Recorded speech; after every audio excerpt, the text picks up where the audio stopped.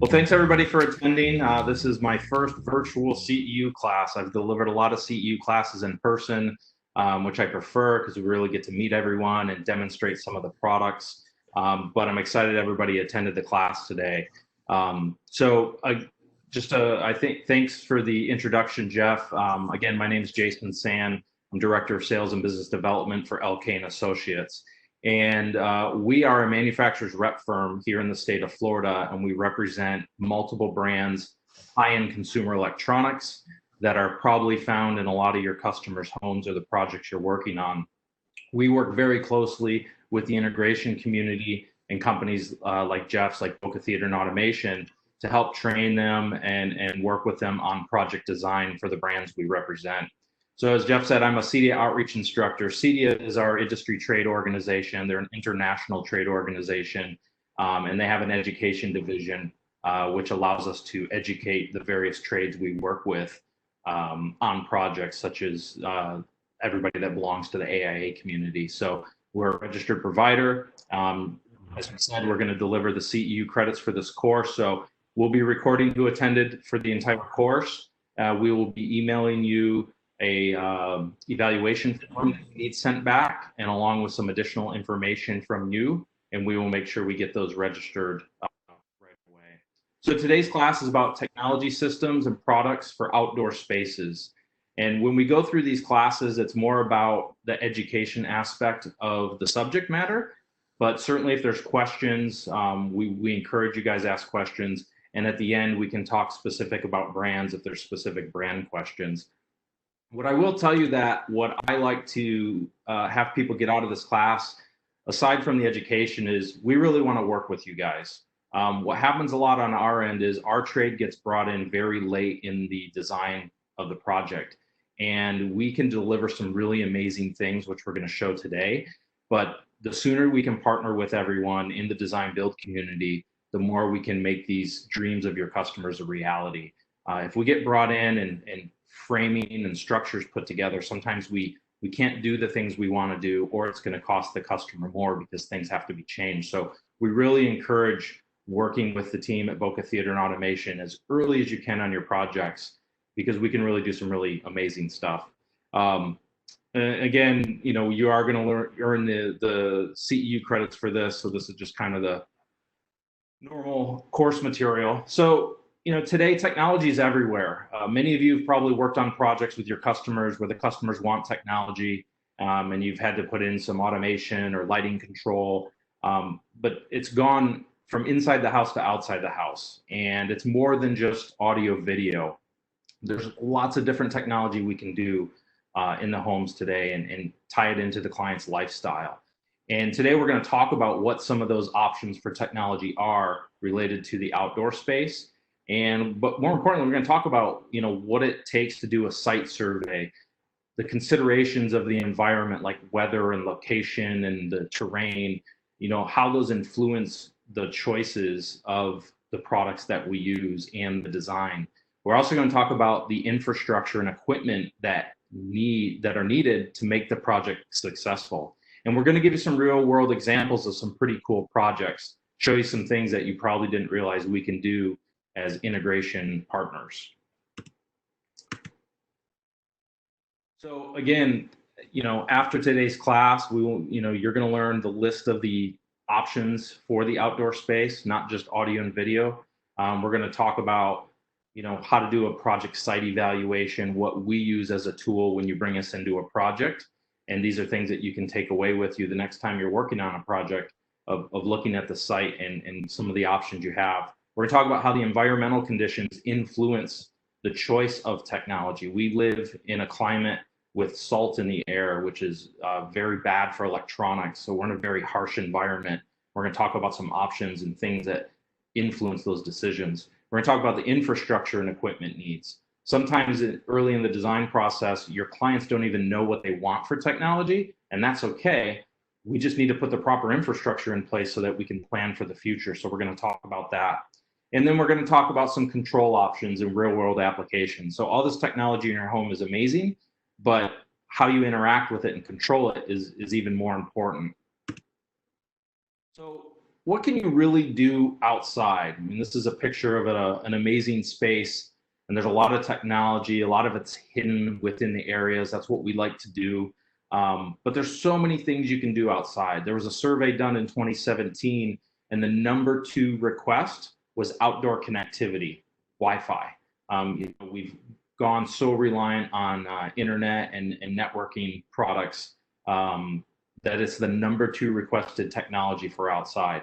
There's also lighting control, audio, video, streaming, controlling aspects of the pool, but Wi-Fi was number 2. But we can do anything we want, motorizing doors, gates. The possibilities are really endless. And again, just to kind of repeat something I started in the beginning, which is the possibilities are endless, but the sooner we're involved, we can explore those possibilities together. So if we try to break down technologies a little further, audio distribution, so having music outside is a really big request. And we're going to talk about how to go about designing that, because outside is considered another zone. Just like in your house, you have different zones or rooms. Outdoors is another one. Video, so having TVs on the patio. We've actually seen a surge of people wanting outdoor theaters, which is pretty neat. So we can do outdoor theaters, live streaming for parties. Pool and spa controls is another big one. A lot of your clients want, multicolor LED underwater lighting and want to be able to control that or trigger water features, turning on fountains or fire pits. Lighting in general is another big category where you can automate your lighting tied to a schedule or tie in your landscape lighting. If you live near the beach, you might have turtle nesting laws in effect, and we have technology that can help you integrate and be compliant with turtle nesting laws. Shading is another big category. We have a line of products we represent that we've worked with the team at Boca Theater and Automation on that not only offers shading to protect you from the sun, but also it's hurricane proof. So imagine sliding all your furniture under the patio and closing your shades, and now you're prepared for the hurricane, and we are in hurricane season. So that's another really great technology that's been growing. Security is another thing. Now, typically we think of security as inside the house, but security could be I'm hanging out by the pool, and if somebody comes in through the side gate, I want to be alerted. And that's a security feature, and we can tie those things in and be notified when someone's there. Video surveillance, again, technologies and video surveillance have improved greatly, where we can have a camera or multiple cameras at the back of a house, and literally they can trigger an event when somebody crosses the fence or enters the space. So again, there's a lot of really neat things we can do.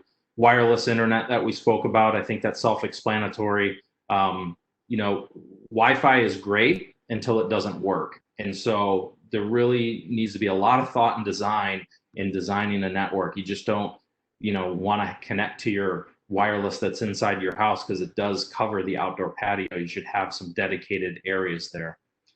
Sprinklers is another one. Sprinklers have been around for years, but again, there's been technology introduced into sprinkler systems where we can tie that into the house, or we can tie that into the weather, so that if it's already raining, your system's notified not to turn on and waste water. There's a lot of other things we can do. Geofencing is still kind of a new emerging category, but these devices we have in our pockets are able to locate you in different areas of the house and then trigger things to turn on. And basically anything else we can fit a chip into. The Internet of Things has really exploded, and almost everything these days has a chip in it and connects it to the internet. So there's a lot of open doors there. I will preface that with the products that we sell and install and integrate, we tend to want to have more professional grade products. Some of these over-the-counter do-it-yourself Internet of Things products can't always tie together. So a little word of caution there. And Jeff, if there's questions, let me know, because I don't think I can view the chat or the question window. So feel free to interrupt if there are some questions. So okay, we'll do. What's possible? So I think this is a really great shot. This is a beautiful, well-designed outdoor space. But to me, it shows a few things. One, I don't think it's obvious that it's packed full of technology. And that's really why we like to get involved so early with the design build community, because we can seamlessly blend the technology. We have another webinar coming up later in June called Hidden Technology for the Modern Home, where we can hide things. this is a great example. So technology that's out in this patio, and this was a project done by a company in California, is we have the underwater multicolor LED lighting, and that's going to be able to be controlled by a phone or your control system, so you can change colors to set the mood of the party. You can see the water fountain that sprays into the pool. Again, that's something that is controlled by the technology we offer, and that can be tied to a party scene or an evening scene. You see a fountain off in the distance that is also being controlled by the system.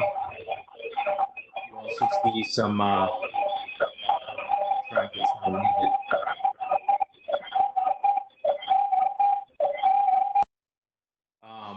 you also see off to the side, you see the landscape lighting, which again is also multicolor. So again, we can choose different colors to accent different things. There's some speakers that are hidden out here. So what's possible? Anything's possible that we can do in the space on these projects.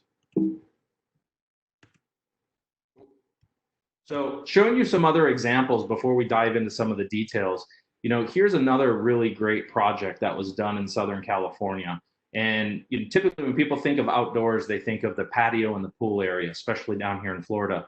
But here's a building that was right on the bay, and it was a rooftop terrace, and they converted it into this great outdoor entertainment space. And again, there's a lot of technology packed in here that you can't see. The TV is the most obvious one, but what may not be obvious is that TV swivels and then goes down inside of that cabinet, so it's completely hidden.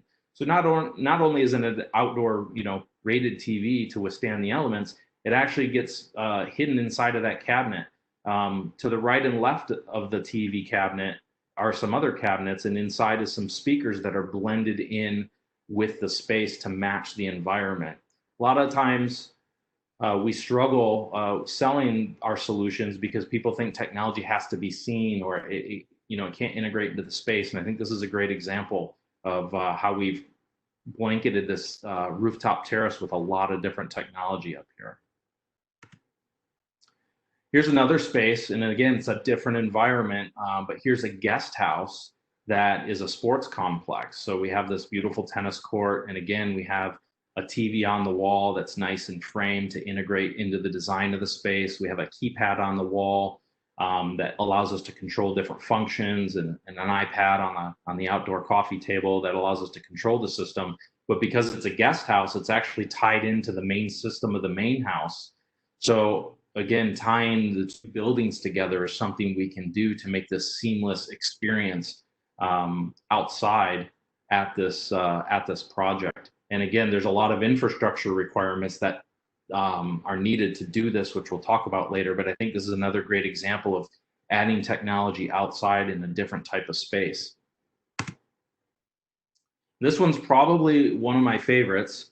So it may not be obvious, but this is actually a house built with a view of the ocean. And again, there's a lot of really cool technology, some obvious, some not. But if you look at the very top of the picture on the roof line, you can see some real thin, bright LED lights.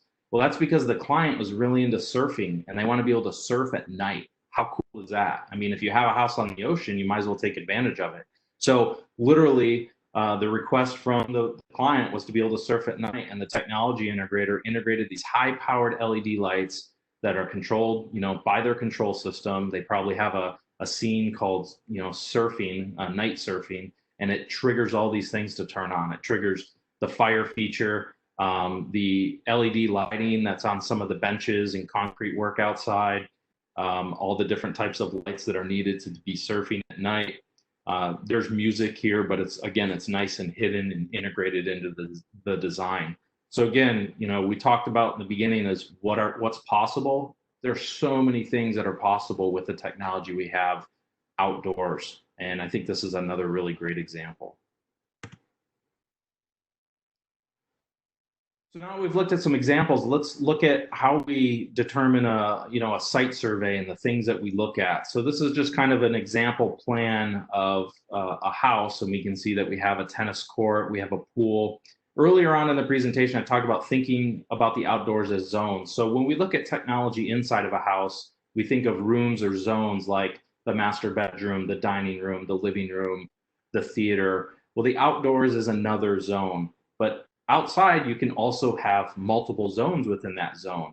If you have people that are playing on the tennis court and listening to music, the people by the pool might want to be listening to something different. And then off to the side, you may have another, seating area where people are watching TV. So now we're up to 3 zones. So the first thing when you're looking at an outdoor space is to figure out how many zones that area is going to be broken up into. And from there, we can start to formulate a plan. You also want to think about what do they want to do outside? Is this a permanent plan? If you're in an area where there's changes of weather more frequent than here in Florida, this outdoor arrangement could change over time. I know we have a fairly big patio that has a kind of a standard furniture plan for our everyday use, but if we have parties, we change that around. So that's another question that has to get asked is how are we using the space? Is the space going to change depending on the needs of the client? That's going to dictate where we're going to install things. If there's a lot of TV viewing outside, where does the sun rise and set? Is it going to cause a glare on the television? Can people see the television from where the seating is? These are all questions that we start to ask when we're looking at that site plan. So another big factor is the weather and the environmental conditions. And again, it varies around the country. I grew up in Michigan, and the middle of winter outside is very cold, and some electronics can't really survive in that climate. And then in the summer, it's very hot. Down here, our biggest thing is the sunlight, the heat, but also the salt that's in the air. Even if you're not on the ocean, you're on the intercoastal or even a couple miles in from the ocean, that salt gets in the air and can be really bad on the electronics. So the considerations of the weather is another big thing that we have to look at when we're looking at what type of technology we're putting outside it. It helps drive our design, but it also helps drive our product considerations as well. Along with environmental, the terrain is another big thing, and a lot of people don't really think about this. But one good example I'll talk about is outdoor speakers. Probably the first common type of outdoor speaker was a rock speaker, and I think everybody's probably seen rock speakers. Certain environments, those rock speakers blend in and look great. Down here in Florida, we don't have a lot of big rocks, so putting some rock speakers outside really doesn't follow the design plan. But also along with the terrain is if we're looking at possibly changing or adding technology in the future, we got to understand where plants are located, if they're going to grow taller, possibly blocking things like speakers or televisions. If we have multiple buildings that are going to be on site, we need to put in the proper infrastructure to be able to connect those buildings either in the future or at the time of deployment. So terrain is another big thing that we have to look at when we're making those considerations on technology. And again, really the biggest thing is, making sure that we can hide and blend this stuff into the landscape plan and the environment. When it comes to product considerations, again, all these things start to dictate what it is we're going to select. So one of the big ones that comes up a lot is televisions for outdoors. So we have products that are designed specifically to, televisions that are designed specifically to be outside all the time. Many of them are designed to be literally mounted away from the building, so they are fully exposed to the elements, whether it's sunlight, the salt, water spray, you can wash them down. They tend to be fairly expensive. So what happens a lot is a client will say, well, I saw the TV on sale at Best Buy, I'll just buy that, and if it breaks, I'll buy a new one. And that might be well and good, but typically when those things fail, they fail at the worst time, like when you're having a party. So it is worth investing in the right products for the space and buying things that will withstand within the environment. But not just that, we want to make sure and choose things that can blend into the space to complement the design. So if you look at this photo, there's speakers on the ceiling that are, barely visible, that blend in with the space. We have a TV that's obviously very visible, but we have a nice motorized mount that can sweep it up out of the way and hide it when we're not using it. And then we have other, things mixed into the space to blend in here. But weather and climate dictates a lot of our design choices. We have a lot of products that can be custom made to fit the design. So for example, if we wanted to have speaker enclosures match the wood furniture in this picture, we have products and solutions that can do that. So wiring and infrastructure needs, again, that's a really big thing. Again, because a lot of times the clients aren't sure what they want for technology choices at the time. And so we have to put the proper infrastructure in place. A lot of that comes down to the cable and wiring. You know, we're so used to Wi-Fi these days, even in public spaces, there's free Wi-Fi we can connect to and do what we want with our phones. People just think that's what they can do at their house. Oh, I don't need to really run wires right now. We'll just use Wi-Fi. You know, we'll put technology outside that works off of Wi-Fi. You really don't want to do that, especially when you're looking at putting this in a house that's going to be used on a regular basis. You think of it as an appliance. You know, appliances in our homes, we expect them to work every single time. And it's the same with technology. And the only real world way to do that, aside from making sure you have proper power in place, is your network. So you want to have cables run. It's very inexpensive to run cables at the time the project's being developed versus later. You know, you look at this patio, you would hate to have to tear up that patio to run some wiring for things because there wasn't proper planning in place. But when it comes to wiring, you know, nowadays we're starting to use fiber optic cables a lot more. Again, if I'm planning a project for the future, you know, we're going to be using fiber even more in the future. We also have category cables that we can use, which those are changing. We're now using category 6 and category 7 wire. But when it comes to outdoors, we actually need a more robust product. So if we're going to bury cables into the ground, we want to use something that's called a direct burial cable. This is a special cable that's been designed to seal out the elements, right? Protect the cabling from moisture, heat, cold, all the different elements that it's going to get exposed to underground. Because if you just use standard cabling, that stuff's going to deteriorate over time and you're going to run into problems. The other way that we can plan for the future is using conduit piping. So that's used a lot on a house where people will run conduit between buildings or all over the project, and you can either run wire into it now or you can pull wire through that conduit later. And again, that's just allowing you to make those plans for the future. So the wiring infrastructure is an important part. And again, we need to be involved early so that we can help put those needs into place early on in the project.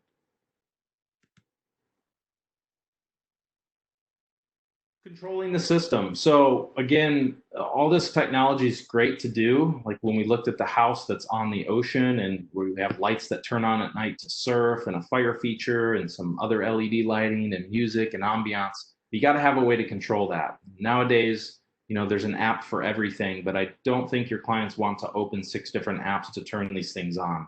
So having a well-designed and thought out control system is what ties all these technology pieces together. And again, bringing us in early allows us to, you know, look at the needs of the client and figure out what's going to work best for them, make sure that what they're looking to do and control can be controlled.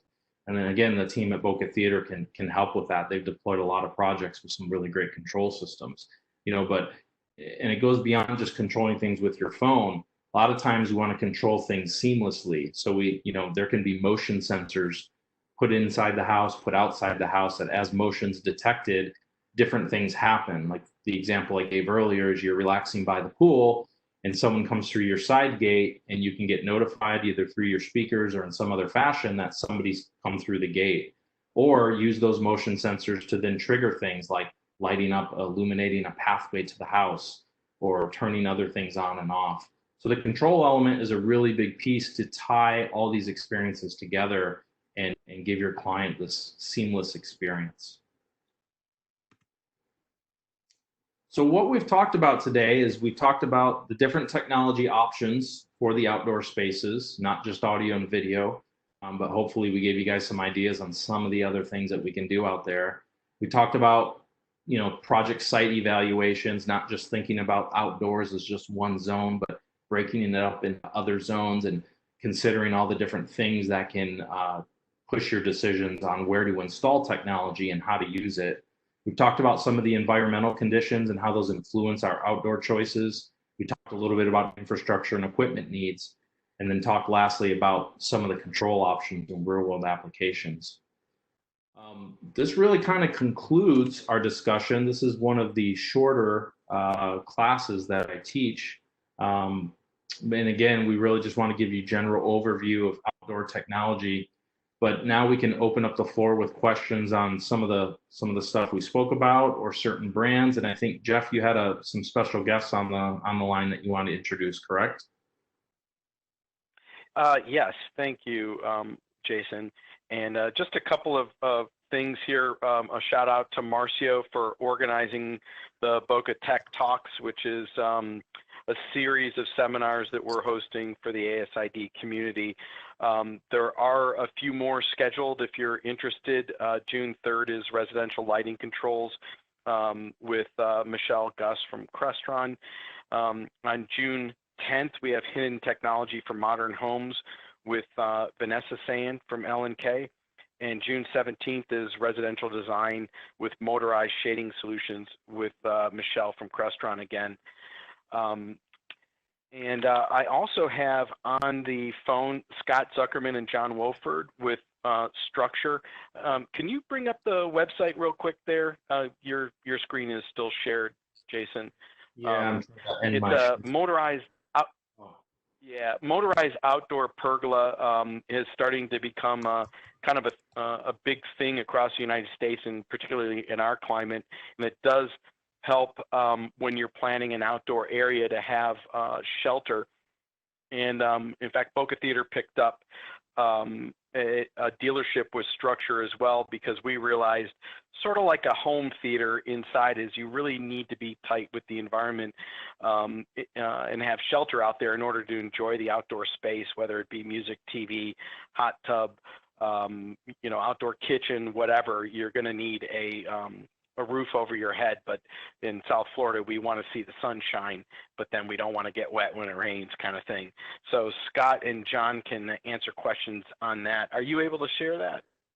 So you'd think with all the webinars I've done over the last 2 months, I'd know this, but hold on. Yeah, one moment. Okay. All right. I need to change my sharing. If you can't. Okay. There you go.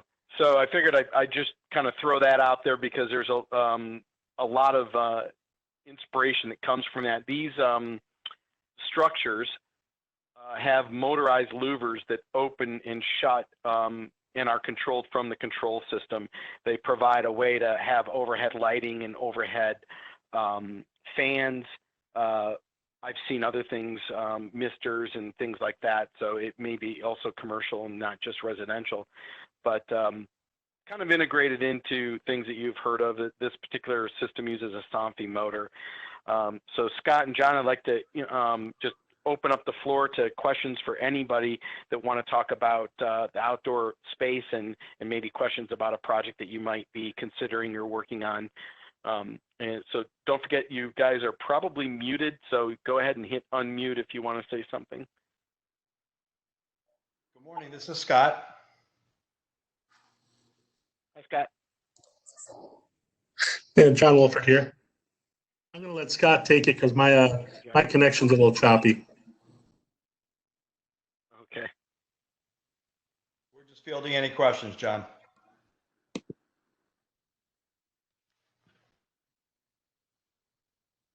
So some of the things that, while we're waiting for questions, and feel free if you want to just chat something, I can read the question back for you. But things that Boca Theater integrates into the outside space that would need advanced planning. Interestingly enough, landscape lighting is a big deal now. RGB landscape lighting, but also the ability to tie in other forms of outdoor lighting with the landscape lighting so that they're all synchronized. For example, pool lights, landscape lighting, and overhead lighting can all be RGB so that you can theme a backyard in a particular color, either for a special event or maybe just for everyday use. I see the use of blue in a lot of these pictures that are going through on the screen right now. So lighting is a key thing, and it's got to be simple. You think of landscape lighting as something on a timer that comes on and off, but we've been using it a lot as accent lighting, where normal stuff comes on and off for everyday usage, but you would have a keypad on the wall that would be able to turn on overhead lighting, task lighting, as well as maybe themed RGB landscape lighting. Another thing would be motorized screens. And you can do hurricane-rated motorized screens and solar and bug screens, and they could be integrated into different areas. So if you have a covered porch, it would be a good idea to have the hurricane rating on that. And then for the outdoor pergola or other shelter, maybe just the solar and or bug screens would be appropriate for that. Music and TVs are obvious. What may not be as obvious would be something like outdoor projection systems. We've done a few of these, which are really cool. In most of the cases, we try and keep the projector indoors and shoot through a small glass portal hitting the back of a screen that comes down out of the ceiling, and now you've got 150-inch outdoor movie theater that kind of comes out of nowhere and is hidden when it's not in use. So TVs are awesome for well-lit areas. In the evening, you could then cover the TV with a drop-down screen that is, 3 times the size type thing. Irrigation control is another big deal. A lot of these areas we want to have, if we're digging up trenches and putting in conduit for wiring, it makes sense to put a controlled irrigation system so that you can have planters that have a small little bubbler integrated right into the hardscapes so that it kind of is all tightly integrated. You would have a light, maybe a speaker, and irrigation kind of all going to the same location using the same trench work. Hardscapes and turfs are something else that Boca Theater has recently gotten into within the last 2 years. So we see a lot of demand for that, where someone wants to put a artificial turf for a xeriscape surrounded by hardscapes, maybe a putting green, and kind of want it all integrated in with a single button type thing.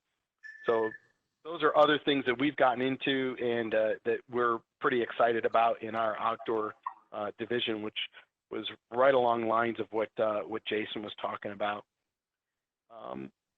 Let's see. Oh, yeah, there's a little link that Marcio just put in there on the outdoor living thing that we've got on our website. Are there any questions from anybody out there? I see a lot of people are still muted. I don't know if they're trying to talk in. I'm going to unmute everybody so that you can talk freely.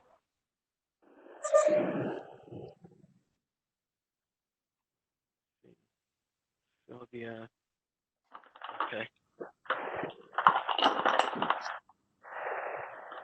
Any questions out there from anybody?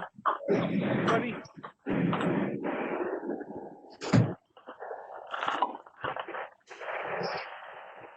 Jeff, I think that there could be some discussion as to power requirements outside as opposed to inside. Yeah, it got a little bit of an echo there, so I wasn't quite following. I think he was asking about the power requirements in construction outside versus inside, if there's differences. Oh, okay. So mostly, and I'm going to say mostly here because there are a couple of exceptions, but the vast majority of everything is low voltage. And so all the lighting is low voltage, the control system is low voltage, obviously audio is low voltage. You would have high voltage for things like the actual television. Someday I hope somebody makes a PoE enabled outdoor TV. But what's different is that all of that stuff needs to be weather rated in seal tight or conduit for the outdoor area, where you could do high voltage indoor in the state of Florida without requiring, except for commercial spaces, but residential, you would not need conduit. So that has to be GFI and arc fault, that kind of stuff, which an electrician would take care of for you, and we can coordinate that on our projects because we're actually state licensed ECs. But mostly everything is low voltage these days, including the lighting. And it used to be that to get the brightness level for the big trees and all that, you needed high voltage lights. The efficiency of LED has gotten I've seen 9 LED fixtures, super bright, will light up, a 50-foot tree all day long, and over low voltage, and not needing to go to the high voltage. Does that answer your question? Yeah, Jeff, I was just also concerned about when we design things for people outside, they don't use enough amplifier power. Having a hard time there. Can somebody else hear that? I got such an echo I couldn't hear. I'm so sorry. Maybe use the chat window. I just caught something about amplifier power. Yes.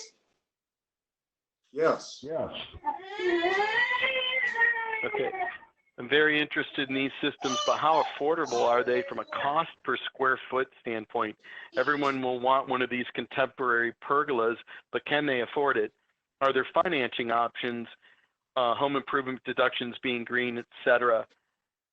Okay, so that's a great question. In fact, I'm going to let Scott or John answer that, but we, Boca Theater, are offering financing for all of our outdoor projects, and it's 12 months, same as cash, no interest, no payments kind of thing, and we can do projects that are like a combination of financed and non-financed for folks that want to do that, but yeah, as far as affordability and all that, John or Scott, maybe you could talk about the structure and what that costs roughly. Okay, Jeff, this is Scott. Can you hear me okay? Yeah, we can hear you. Okay, the structure systems vary in cost, and we give a price range based on square footage, but it's actually not priced by the square foot. But just for ease of numbers, we use anywhere between $110 to $150 a square foot installed. And that's with the sealed engineer drawings, the permit process, installation, shipping, and usually includes some lighting. Interesting enough, I think it was Jason at the beginning of the conversation was mentioning something about sea turtle lighting.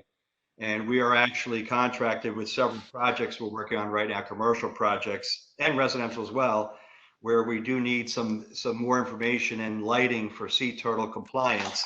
Matter of fact, we just signed a contract last week with the Loggerhead Marine Life Center in Juno Beach up in Jupiter. And they are putting a large structure louvered pergola system on their new rooftop that's under construction. And of course, we have to be sea turtle compliant because they are the sea turtle people. So Jason, I think it was you. It'd be interesting to talk to you. But our systems start anywhere between $110 and $150 a square foot. Everyone is custom done. We can fit any size space. It could be attached to a host structure, or it could be freestanding on anyone's property or any restaurant or hotel or country club. We have a commercial system, which has an enlarged gutter system. And then we have a residential system. All of our systems are louvered, and they have an internal 360-degree gutter system. So we can shade the people, and then we can also contain the rain. So most awning systems, so-called, can only do so much for rain. Ours has the ability to open up the space when they want to, but yet protect it from the rain when needed. And that's really it. We've done several hundred of these projects in Florida. We're working with Jeff and his people there, and I think it's a great synergy between the product lines that all you are offering as well. And Scott, feel free to get my contact info from Jeff and reach out. I've actually been to the Loggerhead Center on a field trip with my daughter. It's a pretty cool place. Okay. Yeah. And happy to talk to you a little bit about the turtle compliant lighting. Well, Jason, the next time you're there, they have a little donation cup at the front. Okay. If you wouldn't mind throwing about $5 in, because they need that donations in order to pay for our product. Got it. Okay. We're dependent upon donors. They gave us a $30,000 deposit last week, and that's a 10% deposit, and the rest of the money is dependent upon donors. Got it. Which before the virus, they had no problem. They were having donations coming out the wazoo. Now they just started receiving donations again last week, so we'll see how it's going. All right. Hey, Scott, just as a point of interest, can you name off some of the country clubs or other public spaces that have this, in case other people on the call maybe have visited that or will visit, so they kind of maybe could lay their eyes on that? And also, I'd point out for anybody on this call, I liked this system so much, I actually purchased one and put it in my own backyard. So for special people, I would invite you to my backyard, check one out live. It was a life changer for my family. We've used the backyard in the last 6 months. Well, actually, we had it finished before Thanksgiving last year, but since we had it in, I would say we go out in the backyard 5 out of 7 days a week. It's a really a life-changing thing. But I know Frenchman Creek was one, and what are some of the other ones there, Scott? We have several in Palm Beach County. We had Admirals Cove Country Club. We have 2 systems there. Actually 3 systems there. One at the golf course, one at the marina, and believe it or not, one in a parking lot. At Frenchman's Creek, we built a beautiful 1,800 square foot unit, 2 levels, with all retracting screens around the outside. So basically, technically, the space can be almost enclosed without it being air conditioned enclosed. We've done the. We have a question that came in. Can you compare structure to Shade FX? Shade FX does different types of products. They do not do, I don't believe they don't have a product now, the louver system. They have more canvas systems and retracting canvas systems. Structurally, the units are pretty much the same. How the units open up and how they control rain is the big difference. The structure system has a built-in internal gutter system, 360 degrees. So when the louvers lock up, the water runs down the louvers into the beam. In the beam is the gutter system. And then usually somewhere in the columns is the downspout drainage system. So the people never even see the gutter system, never even see the drainage system. So we can't guarantee that it's 100% waterproof, but what they're paying for, half of what they're paying for is a pretty expensive rain management system. And if they're getting wet underneath the unit, they need to call us. It needs a service call. There's no reason for that. And these items, these systems are extremely low maintenance. The louvers do not have to be oiled or lubricated. They do not want any of that done. The only thing that has to be done with them, other than keeping them clean like you would do anything else on your house or a property, is in the gutter system, just like a gutter system on a house, has to be kept free and clear of any leaves and debris, so it doesn't back up the gutter system. That's it. Gotcha. I'm going to show a quick picture of the. Jeff, we also have it at the O Palm Beach Resort. We have it at the Cooper Restaurant in Palm Beach Gardens, Cooper's Hawk Winery at the Palm Beach Gardens Mall. We have it at a synagogue in Boca. I have to get the name of it. In Pompano Beach, we have it at the Muhammad Ali Cultural Arts Center, and that's a project we did with the city redevelopment authority. In Miami, we have Moxie's Grill Bar. We have the Lobster Bar Sea Grill in South Beach, and also in Fort Lauderdale. That's a restaurant company out of Atlanta. We could also, Jeff, send you a list of all this if you want to forward it to everybody. Okay. Yeah, that's great. I put up on the screen a couple more of these. One thing that's interesting is you went over it, but like these columns are the downspouts. All the water actually goes through the gutter system and then down the downspouts. And if you plan it out correctly in advance when you're doing your trenching, you can carry the water, away from the backyard and into wherever you're draining it, maybe the apron of the driveway or into a canal or what have you. But the louver system is also intelligent enough that if it had just recently rained and you open it up, it's got like a little groove in it so the water doesn't come pouring down on your head when you open it up, and it goes ahead and follows the the gutter system and down the downspouts. So I thought that was pretty intelligent. One of the reasons that we were fond of it. Yeah, and also I didn't mention it, Jeff. It has wind sensors, rain sensors, and you can control it by your smart device. It's very unique in that way. And if you see the picture Jeff has up right now, that's a multiple zone system. And we use that to cover larger areas depending on the size of it. But what's nice about it is those zones can operate independently of each other or all together. So if a husband is grilling outside and he wants to keep his louvers open to get some airflow going, he can. And if the wife wants some shade while she's drinking a glass of wine, getting ready for dinner, she could keep her zone closed, or they could operate both together. Yeah, Cool. or any angle. We've played with it with the app, which is pretty cool. You're sitting there and the sun's hitting you right in the eye. You just kind of turn it about 5 degrees and boom, and it solves that problem. But some of the other features that you look in here is most of these spaces have outdoor kitchens. They have outdoor living room furniture, televisions, lighting. All of this stuff is integrated in seamlessly and under the ground before the hardscape goes in. Drainage being one of the most important things to get right in advance. This particular picture here, look at these speakers here, these bollards. Those are a sort of a new technology that has come out. Instead of, the whole idea of a rock speaker really doesn't fit with any of this stuff. These are modern and sleek and sound great, and only 2 speakers will light up this entire 3,000 square foot pergola here.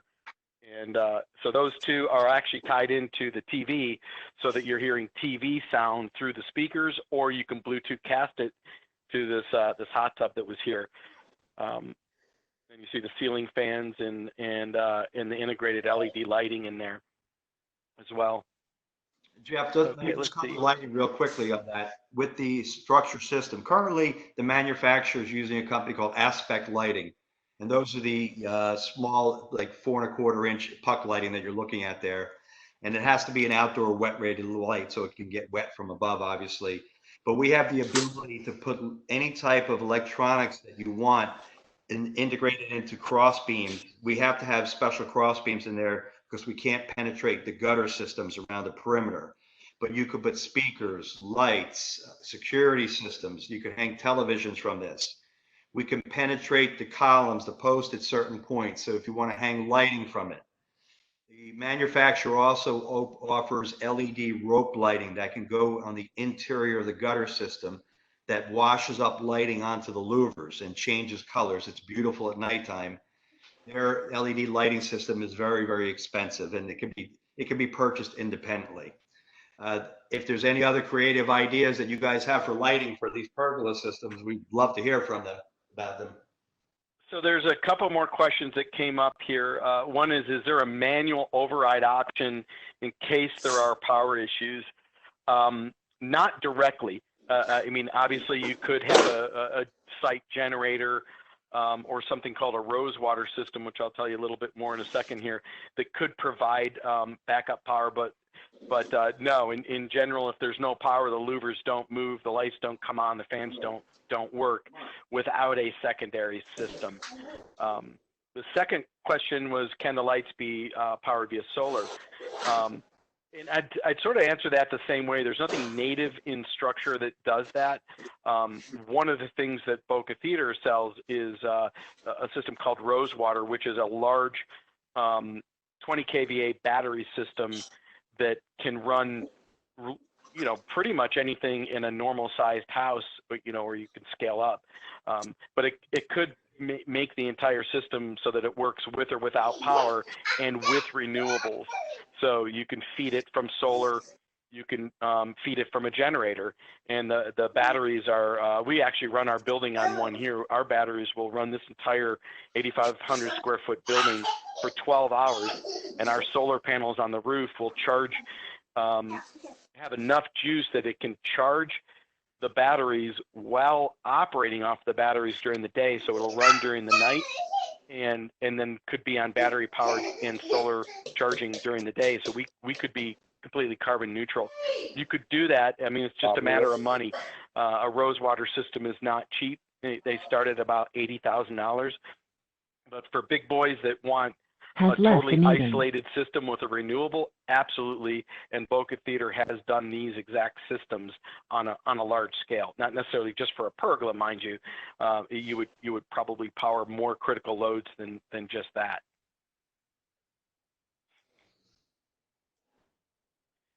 Just lighting for solar, I think, was maybe Art's specific question. I haven't really done that. No, we've really done more larger scale things. But like I'm not fond of sort of like the solar powered landscape lights. I think you know when I'm talking about the cheap Home Depot stuff. So we would approach it more at feeding circuit breakers from an external source than a solar powered light, if you will.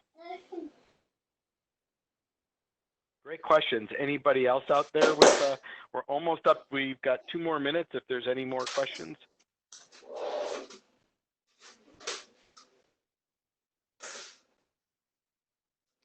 This is Scott again from Structure. And just what Jason was saying, I think you were saying at the beginning, Jason, that you're trying to get your products in on the design aspect of projects. We face the same challenges. And I think what we've learned is really that the outdoor areas are usually the last onto people's budgets, unfortunately. Right.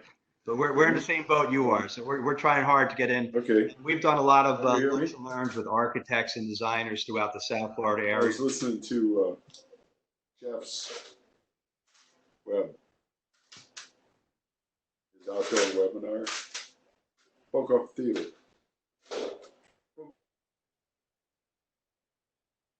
Go ahead. I think someone just forgot to unmute there. Well, Jeff, I think has us all unmuted. That's it. I just wanted to say that, Jason. So we're in the same boat together. Yeah. No, like I start all these classes with bring us in, you know, early as possible, just to, even if it's to answer, you know, questions, because the worst thing that happens is we get brought into a project that's so far along and the solution the client wants is either going to be really expensive because of the changes or you know, or we have to do something completely different. So there's so many solutions out there. So thank you guys for having me on, and I look forward to the next one, Jeff. It was, and Scott, we'll connect afterwards and talk about that project.